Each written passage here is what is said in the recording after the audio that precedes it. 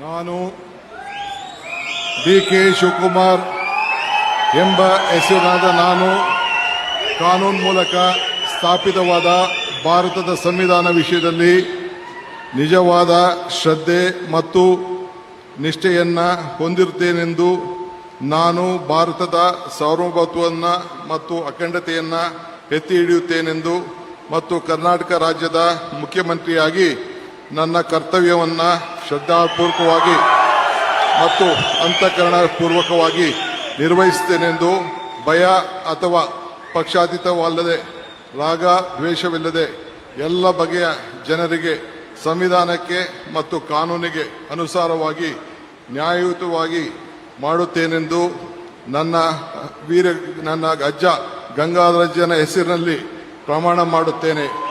ಶ್ರದ್ಧಾಪೂರ್ವಕವಾಗಿ ಪ್ರತಿಜ್ಞೆಯನ್ನ ಮಾಡುತ್ತೇನೆ. ಮಾನ್ಯ ಮುಖ್ಯಮಂತ್ರಿಗಳು ಈಗ ಪ್ರಮಾಣ ವಚನಕ್ಕೆ ಸಹಿ ಮಾಡಲಿದ್ದಾರೆ.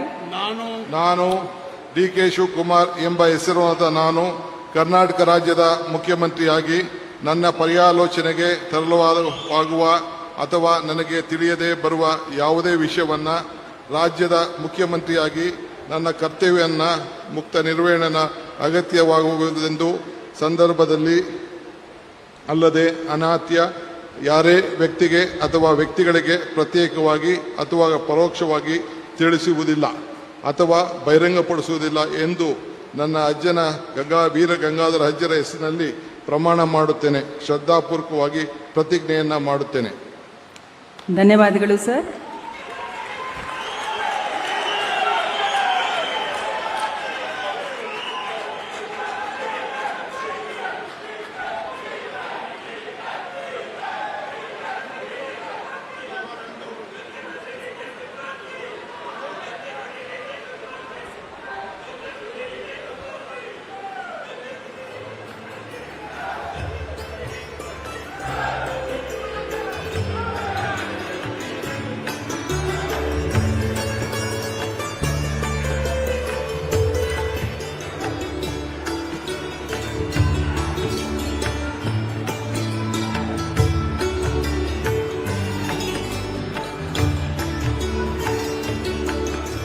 ಮಾನ್ಯ ಮುಖ್ಯಮಂತ್ರಿಗಳಿಗೆ ಹೂಗುಚ್ಛೆಯನ್ನ ನೀಡುವ ಮುಖಾಂತರ ಮಾನ್ಯ ರಾಜ್ಯಪಾಲರು ಅಭಿನಂದಿಸಲಿದ್ದಾರೆ. ಚಪ್ಪಾಳೆಯೊಂದಿಗೆ